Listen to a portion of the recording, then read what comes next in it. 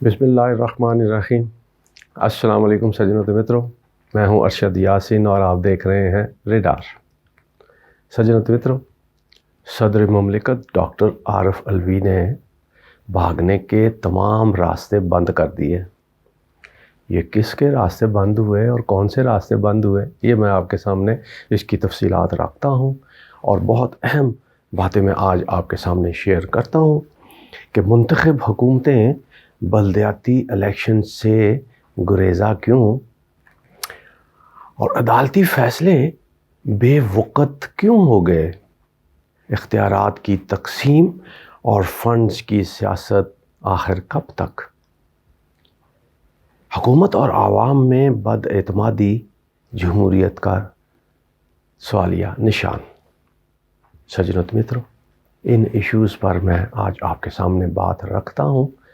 حکومت اور عوام میں بد اعتمادی جمہوریت پر تمانچہ کہہ لیں، سوالیہ نشان کہہ لیں، کچھ بھی کہہ لیں، یہ اس سے جڑا ہی معاملہ ہے الیکشن سے فرار ہونے کا۔ حکومت اور عوام کے درمیان دوریوں کی وجہ سے ہی عدالتی فیصلے بھی بے وقت ہونا شروع ہو گئے ہیں۔ میرے ریڈار نے یہ بتایا ہے کہ عدالت کے یہ حالیہ فیصلے کی جو خلاف ورزی کی گئی ہے، اس حوالے سے چیف الیکشن کمیشن کے خلاف ایک اور ریفرنس دائر کرنے کا فیصلہ کر لیا گیا ہے۔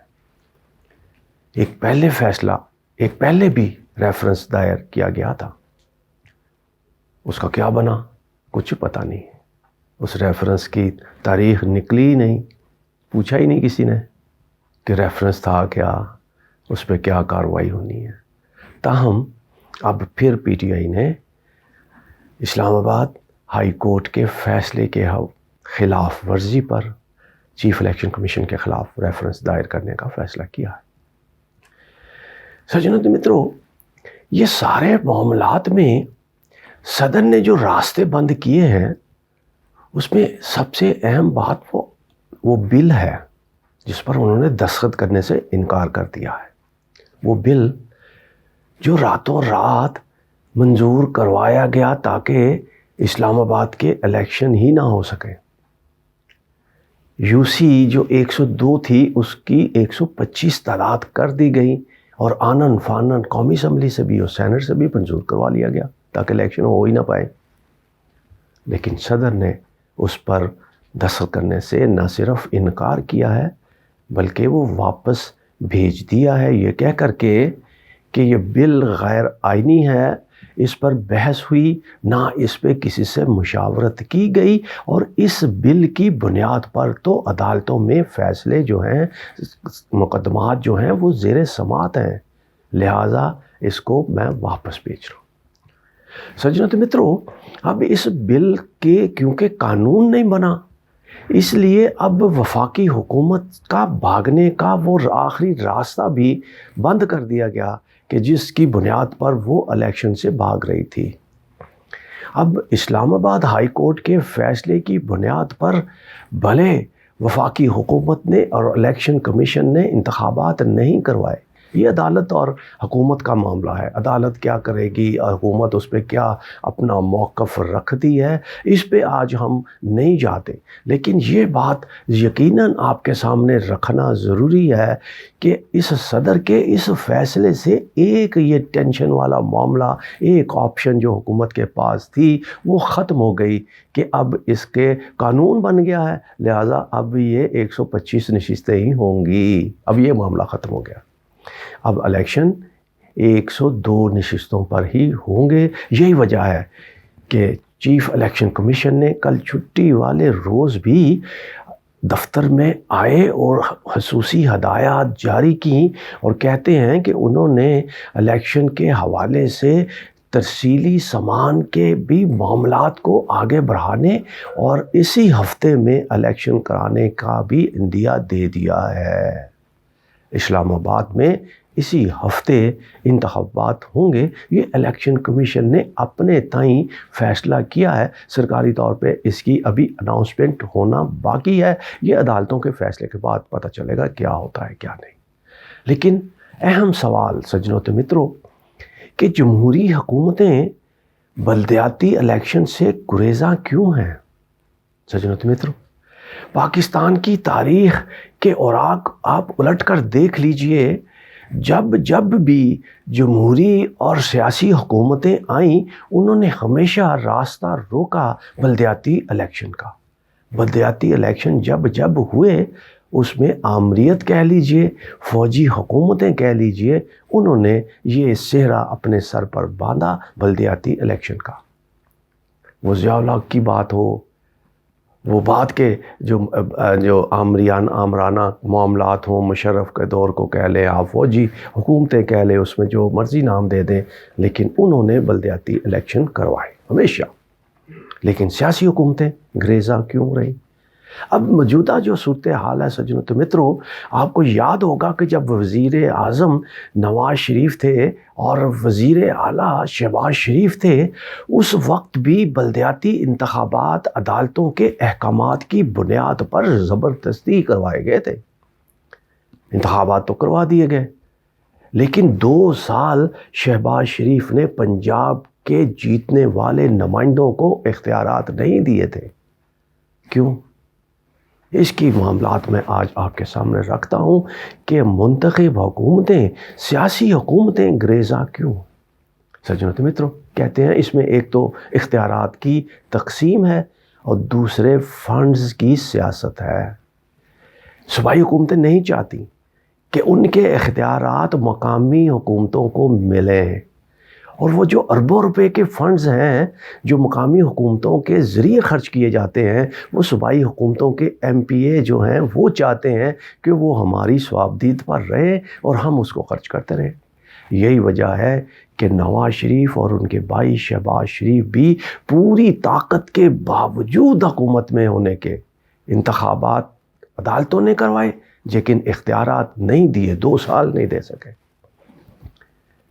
سجنوں تو متروں، اب حالات یہ ہیں کہ پاکستان کا صرف ایک صوبہ ایسا ہے، خیبر پختونخوا، جہاں مکمل انتخابات ہو چکے ہیں۔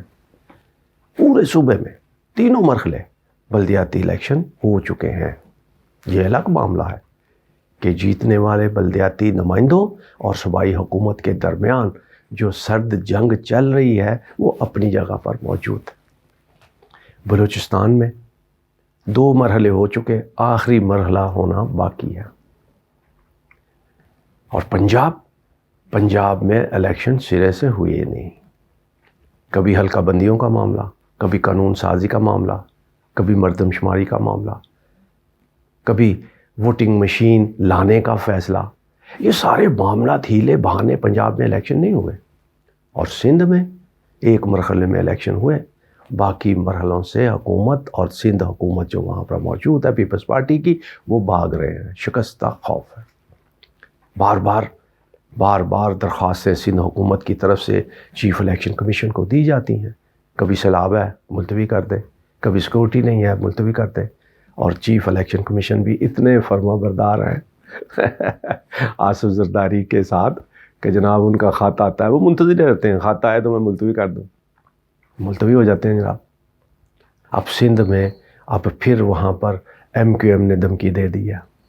MQM کیا کرنے جا رہی ہے یہ میں اگلے ویلاگ میں آپ کو بتاؤں گا، لیکن آج میں اسی موضوع پہ رہنا چاہتا ہوں کہ اب سندھ کے اندر جو 2 حلقوں میں 2 ضلع ہیں جہاں پر انتخابات نہیں ہو رہے، بار جو ہے اس میں تبدیلیاں، الیکشن پوسٹ پون۔ لیکن یہ سارے معاملات میں سجنوں تو متروں، اب اسلام آباد کے اندر جہاں وفاقی حکومت کا حصہ، تمام تر معاملات ان کے کنٹرول میں ہیں، اور وہاں پر بار الیکشن کا ملتوی ہونا، اور عین اس موقع پہ ہونا جب چند دن ہی پولنگ میں رہ جاتے ہیں، یعنی بیلٹ پیپر بھی تیار ہو جاتے ہیں، پولنگ کا عملہ بھی تیار ہے، ہر چیز تیار ہے، لاکھوں کروڑوں روپے کے اخراجات بھی ہو جاتے ہیں، لیکن اس کے بعد حکومت پھر بھاگ جاتی ہے۔ اب پھر اسی طرح ہوا، معاملات عدالتوں پہ چلے گئے۔ اب عدالتوں نے بھی 1 رات پہلے کہہ دیا کہ جناب صبح الیکشن کروا دیں۔ یقیناً اس پہ بھی اعتراض اٹھے کہ 1 رات کے درمیان وقفے میں کیسے الیکشن کروائے جا سکتے ہیں۔ اس پہ وفاقی حکومت اور الیکشن کمیشن نے انتخابات نہیں کروائے، کیونکہ وہ کہتے ہیں جی کروا ہی نہیں سکتے تھے، کہاں سے کیسے کروائیں۔ اب عدالت توہین عدالت میں کس کو پکڑتی ہے کس کو نہیں پکڑتے ایک الگ مسئلہ ہے۔ لیکن اب اسلام آباد کے بلدیاتی الیکشن تو ہوں گے، اس لیے کہ صدر نے باقی بھاگنے کے راستے بند کر دیے ہیں۔ اب یہ اگلے ہفتے ہوتے ہیں، 15 دن بعد ہوتے ہیں۔ ویسے حکومت کی کوشش تو ہے کہ ہوں ہی نہ، الیکشن ہی نہ ہو، کسی صورت نہ ہو، کیونکہ سیاسی حکومتیں ایم پی ایز کی دباؤ پہ رہتی ہیں، اور ایم پی ایز جو ہیں ان کی کوشش ہوتی ہے کہ یہ بلدیاتی الیکشن جو ہیں ہوں ہی نہ، بلدیاتی نمائندے آئیں نہ، تاکہ سجنوں تو مترو یہ چودراہٹ کا معاملہ ہے، فنڈز کی تقسیم کا معاملہ ہے، اختیارات کے حوالے سے اختیارات انجوائے کرنے کا معاملہ ہے۔ یہی وجہ ہے کہ بلدیاتی الیکشن جو ہیں وہ ہونے ہی نہیں دیے جاتے۔ ہونا تو یہ چاہیے کہ ان الیکشنز کے حوالے سے جو ہے وہ ترجیحی بنیادوں پر بلدیاتی الیکشن ہونے چاہیے، تاکہ بہت سارے عوامی مسائل ان کے کاندھے پہ آتے ہیں، اور بہت سارے معاملات بنیادی مسائل جو ہیں وہ بلدیاتی ہی ہیں، لیکن کیونکہ اختیارات کا معاملہ ہے، لاکھوں نہیں اربوں روپے کے فنڈز ہیں جو کھانے وانے، جو ادھر آپ کو پتہ ہی ہے جو ٹھیکیداروں کے ساتھ مل کر جو معاملات ہوتے ہیں، اور یہ اختیارات کی جنگ اور فنڈز کی سیاست آخر کب تک ہوگی؟ حکومتیں کب تک اپنے ان صوبائی نمائندوں سے بلیک میل ہوتی رہیں گی اور گلا گھونٹتے رہیں گی عوام کے اس آئینی حق کا؟ بلدیاتی الیکشن آخر کیوں نہیں ہو سکتے؟ سجنوں تو متروں، اب معاملات اس نہج پر پہنچ چکے ہیں کہ اس کے حتمی فیصلے ہونے ہیں، آج ہوتے ہیں کل ہوتے ہیں، دیکھتے ہیں کیا ہوتے ہیں۔ سجنوں تو متروں، اپنا بہت خیال رکھیے گا۔ پاکستان زندہ باد۔